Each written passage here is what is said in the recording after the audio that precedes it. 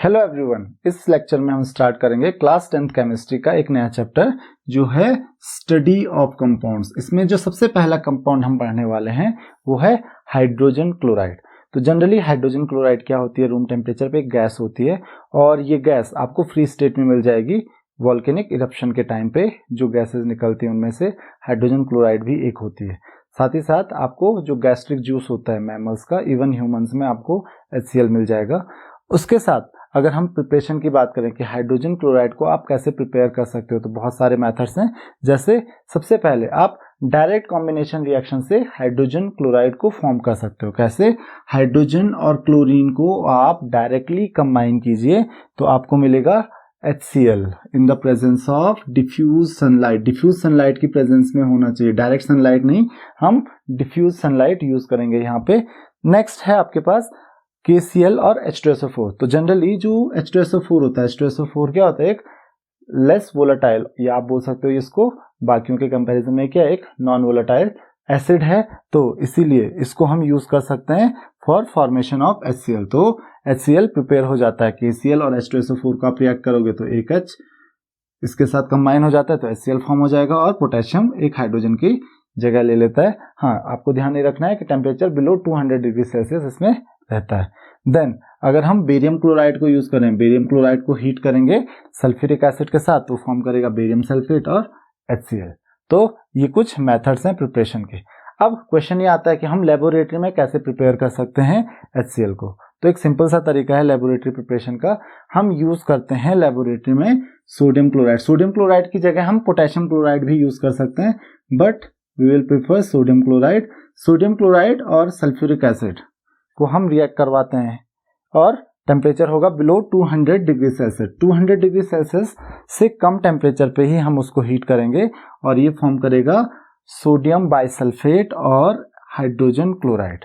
तो ये रिएक्शन होगी। अब अरेंजमेंट क्या होता है, तो अरेंजमेंट क्या है हमारे पास, there is a round bottom flask. एक राउंड बॉटम फ्लास्क होता है जिसको आप हीट करते हो और इसमें हम रखते हैं सोडियम क्लोराइड। इस राउंड बॉटम फ्लास्क में होता है सोडियम क्लोराइड, ऊपर से हम इसमें पोर करते हैं कंसंट्रेटेड सल्फ्यूरिक एसिड। तो यहाँ पे सल्फ्यूरिक एसिड और NaCl की रिएक्शन होगी और ये फॉर्म करेगा NaHSO4 और HCl। अगर हम NaCl की जगह KCl पुट करें तो ये रिएक्शन होगी। अब जब हम हीट करते हैं इसको तो यहाँ से HCl गैस क्या होती है, इवॉल्व होती है। इस HCl गैस के लिए यहाँ पे आप देख सकते हो कि इस राउंड बॉटम फ्लास्क में 2 ओपनिंग है, एक किसके लिए, कंसंट्रेटेड H2SO4 के लिए, और दूसरा जो HCl गैस है उसको एग्जिट करने के लिए। तो HCl गैस यहां से हम पास करते हैं कंसंट्रेटेड सल्फ्यूरिक एसिड में। तो उससे पहले आपके पास एक क्वेश्चन आता है कि हम इसको 200 डिग्री सेल्सियस से कम टेम्परेचर पे ही क्यों हीट करते हैं, 200 डिग्री सेल्सियस से ज्यादा टेम्परेचर पे हीट क्यों नहीं करते हैं। तो आप रिएक्शन यहाँ पे देख सकते हो कि अगर हमने 200 डिग्री सेल्सियस से ज्यादा टेम्परेचर किया, अगर उससे ज्यादा टेम्परेचर पे इसको हीट किया तो ये बनाएगा सोडियम सल्फेट, सोडियम बाइसल्फेट नहीं, सोडियम सल्फेट बनाएगा। अब इस सोडियम सल्फेट के साथ प्रॉब्लम क्या होती है, ये जो सोडियम सल्फेट होता है वो इस राउंड बॉटम फ्लास्क के बॉटम में क्या हो जाता है, स्टिक हो जाता है, चिपक जाता है। और इसकी वजह से क्या होता है कि जो हीट की रिक्वायरमेंट होगी वो बहुत ज्यादा होगी, टेम्परेचर बढ़ेगा तो आपका जो फ्लास्क है वो डैमेज हो सकता है। तो इसीलिए हम यूज नहीं करते हैं 200 डिग्री से ज्यादा टेम्परेचर। हम हमेशा 200 डिग्री सेल्सियस से कम टेम्परेचर पे ही इसको हीट करेंगे। तो आपको ये बात समझ में आ गई होगी। अब जब हमको यहाँ से HCl मिल गई तो उसमें कुछ मॉइस्चर प्रेजेंट होता है। उस मॉइस्चर को रिमूव करने के लिए हम क्या करते हैं, दूसरा step, that is drying of gas. Dry कैसे करते हैं गैस, कि ये जो गैस निकलती है यहाँ से इसको हम पास करते हैं कंसंट्रेटेड सल्फ्यूरिक एसिड के थ्रू। कंसंट्रेटेड सल्फ्यूरिक एसिड के बारे में आपको पता है कि कंसंट्रेटेड सल्फ्यूरिक एसिड क्या होता है, एक बहुत अच्छा ड्राइंग एजेंट होता है। तो ये क्या करेगा, HCl को ड्राई करेगा और ड्राई HCl जब यहाँ से मिलेगी हमें, जो HCl गैस है जब वो कंसंट्रेटेड H2SO4 से बाहर निकलेगी तो हमको यहाँ पे ड्राई HCl गैस मिल जाएगी। अब क्वेश्चन ये आता है कि हम और ड्राइंग एजेंट भी यूज कर सकते हैं या नहीं कर सकते। तो जनरली जो बाकी के ड्राइंग एजेंट्स हैं जैसे कैल्शियम ऑक्साइड या फास्फोरस पेंटाक्लोराइड, हम इनको यूज नहीं कर सकते हैं। चलिए देखते हैं क्यों नहीं यूज कर सकते हैं। मान लेते हैं मैंने कैल्शियम ऑक्साइड यूज किया, तो क्या होगा, क्योंकि आपको पता है कैल्शियम ऑक्साइड क्या होता है, बेसिक होता है, और ये किसके साथ रिएक्ट करेगा, फिर ये रिएक्ट करेगा HCl के साथ, क्योंकि HCl एसिडिक नेचर का होता है। तो ये क्या होगा, ये फॉर्म करेगा CaCl2 प्लस H2O। तो ये तो HCl के साथ रिएक्ट करेगा, तो HCl तो बचेगी ही नहीं उसके बाद, तो इसीलिए हम कैल्शियम ऑक्साइड को यूज नहीं कर सकते हैं। उसी तरीके से अगर बात की जाए P2O5 की, तो ये भी क्या करता है, HCl के साथ रिएक्ट करता है, हाइड्रोजन क्लोराइड के साथ रिएक्ट करता है, और ये फॉर्म करता है POCl3। तो यहाँ पे 3 प्लस 3HPO3 ये फॉर्म करता है। तो इस तरीके से आप देख सकते हो, क्योंकि ये जो दोनों कंपाउंड्स हैं ये भी क्या होते हैं, ड्राइंग एजेंट्स होते हैं, बट ये HCl के लिए सुटेबल नहीं है, क्योंकि ये HCl के साथ रिएक्ट करेंगे और HCl इसके बाद बचेगी नहीं हमारे पास, तो ये HCl के लिए सुटेबल ड्राइंग एजेंट नहीं है। सुटेबल कौन है, H2SO4, कंसंट्रेटेड H2SO4। तो ध्यान रखना, यहाँ पे कंसंट्रेटेड H2SO4 से पास करके हम इसको ड्राई करते हैं। अब एक बार जब हमको ड्राई गैस मिल गई, तो इन दी एंड उसको कलेक्ट कैसे किया जाता है, तो उसको कलेक्ट किया जाता है by upwards displacement of air. तो यहाँ पे उसको एक वेसल में हम कलेक्ट कर लेंगे HCl गैस को, तो HCl गैस पास होगी वेसल में, यहाँ पे जो भी एयर होगी वो ऊपर की तरफ डिस्प्लेस हो जाएगी। क्यों, क्योंकि जो डेंसिटी होती है HCl की वो एयर से ज्यादा होती है, तो HCl एयर से हैवी होती है, तो जो आपको पता है जो हैवी एयर गैस होगी वो क्या होगी, वो बॉटम में आ जाएगी, और जो लाइट गैस होगी वो ऊपर चली जाएगी, तो वो एयर को वहां से डिस्प्लेस करता है और HCl वहां पे जमा हो जाती है। तो इस तरीके से आप HCl को कलेक्ट कर सकते हो। तो उम्मीद है कि आपको ये बात समझ में आ गई होगी। नेक्स्ट है फिजिकल प्रॉपर्टीज ऑफ HCl।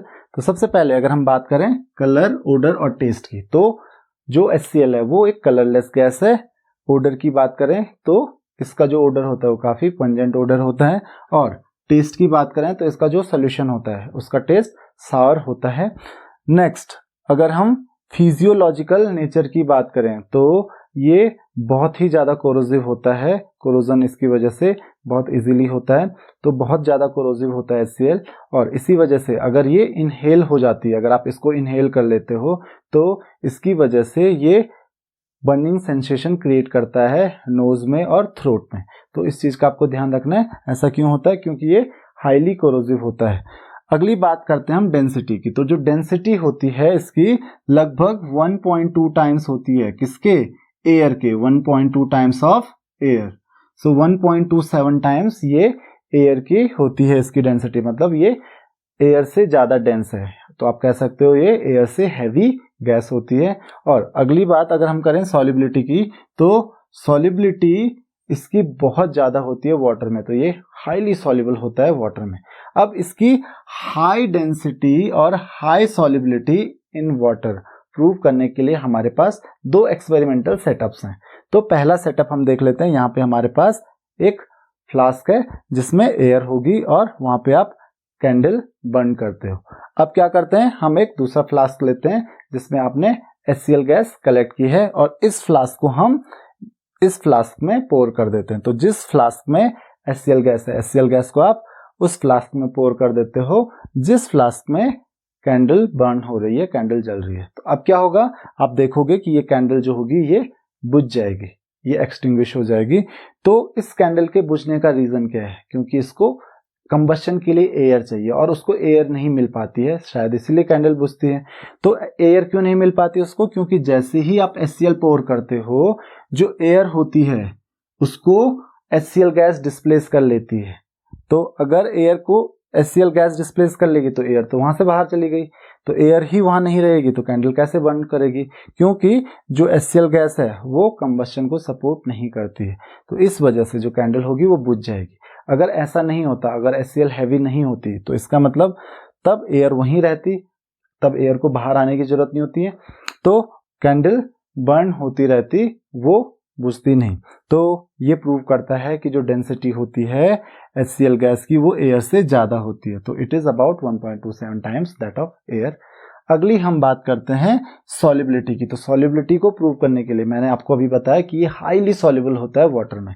हमारे पास एक एक्सपेरिमेंट है जिसको हम कहते हैं फाउंटेन एक्सपेरिमेंट। तो उसका पूरा सेटअप ये रहा, हमारे पास एक ब्लू लिटमस सॉल्यूशन होता है एक कंटेनर में, और इसमें एक जेट ट्यूब हम रख देते हैं, और ये जेट ट्यूब होती है किसके थ्रू, ये पास होती है इस राउंड बॉटम फ्लास्क के थ्रू। तो इसके अंदर हम जेट ट्यूब इंसर्ट करते हैं। यहाँ पे आप देख सकते हो 2 ही ओपनिंग है, एक जेट ट्यूब के लिए और एक ड्रॉपर के लिए। इस ड्रॉपर में होता है वाटर फिल।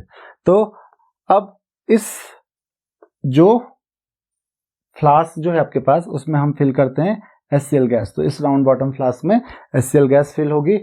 अब हम क्या करते हैं, हम इस ड्रॉपर को स्क्वीज करते हैं। तो जैसे ही इस ड्रॉपर को स्क्वीज करेंगे यहाँ से पानी बाहर आ जाएगा, वाटर बाहर आएगा। वाटर बाहर आता है तो ये क्या करता है, यहाँ पे जो HCl गैस है इस कंटेनर में, इस फ्लास्क में जो भी HCl गैस है उसको एब्जॉर्ब करने की कोशिश करेगा।